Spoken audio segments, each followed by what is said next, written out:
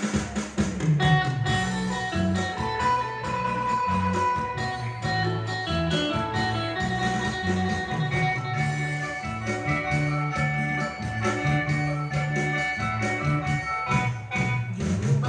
cho kênh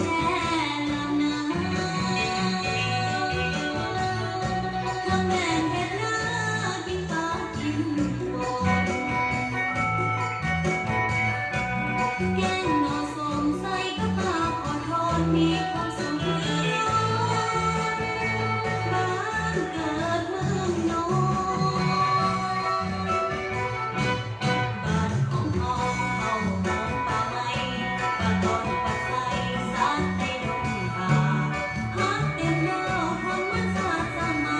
để không bỏ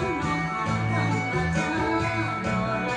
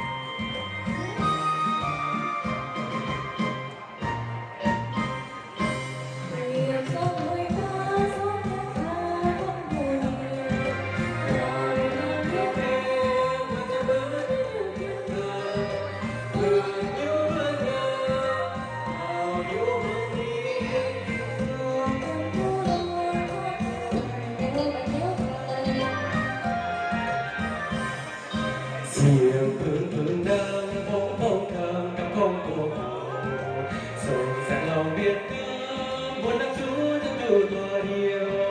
diều cứ dây yo diều nó dây yo cần bèo tân cần con xã nào con ta xã lóng sầy cần bèo tân cần con xã nào con ta xã lóng sầy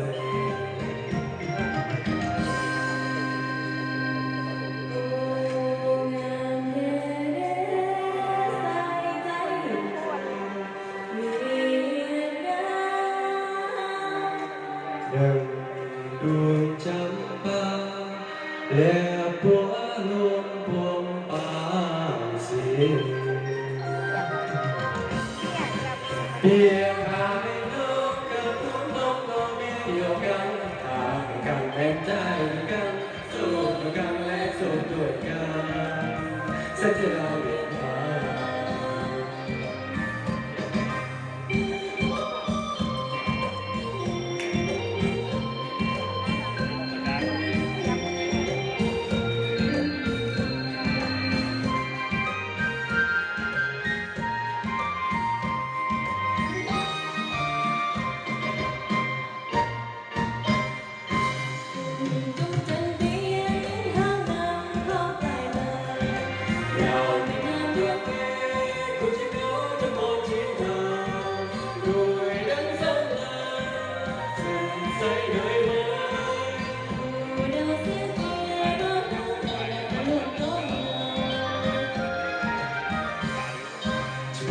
sơn hùng vĩ bên nâng đầu phía hương hùng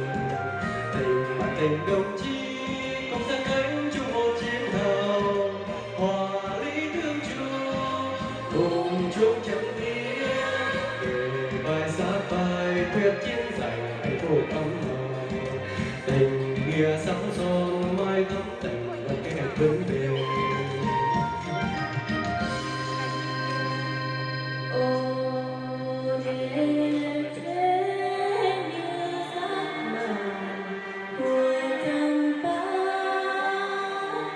Biệt Lào anh em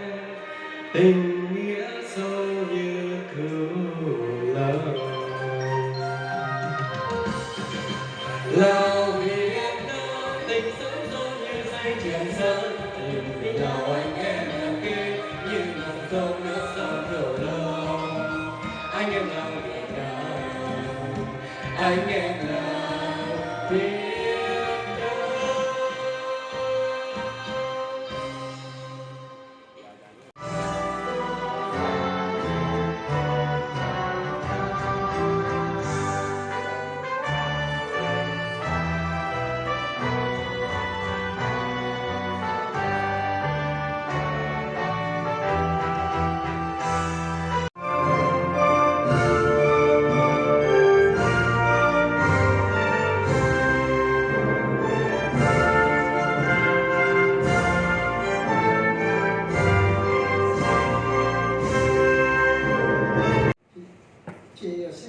tiến sĩ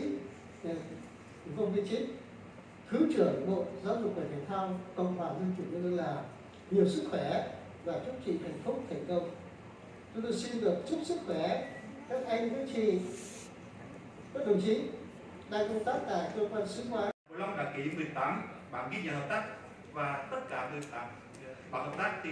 trường tiếp tục và đang triển khai. Thì các hoạt động hợp tác trường cụ thể thứ nhất là trao đổi kinh nghiệm lãnh đạo các đơn vị. Thì trường đại học Bộ Long đã tích cực thành lập 15 đoàn đi công tác tại Lào cũng như đón tiếp 18 đoàn khách từ Lào gồm các vụ viện của Bộ Khoa học Công nghệ Lào, Bộ Giáo dục và Thể thao Lào, các sở giáo dục và thể thao các tỉnh và các trường đại học cao đẳng để trao đổi chia sẻ kinh nghiệm. Thứ hai, tổ chức hội nghị hội thảo quốc tế. Trường đại học Bộ Long đã phối hợp với các đơn vị tại Lào tổ chức các hội nghị hội thảo quốc tế nhằm kết nối ứng dụng và chuyển giao công nghệ Việt Nam Lào và một số quốc gia khác. Ví dụ diễn đàn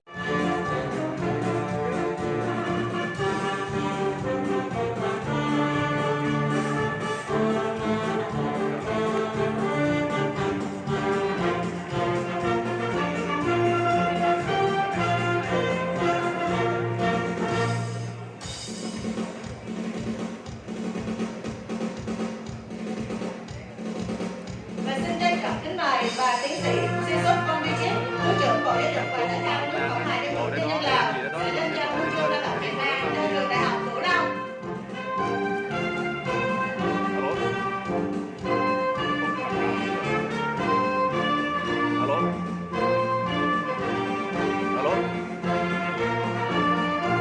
Em xuống bóng Nam ngồi dưới, anh ngồi trên bóng Nam nha.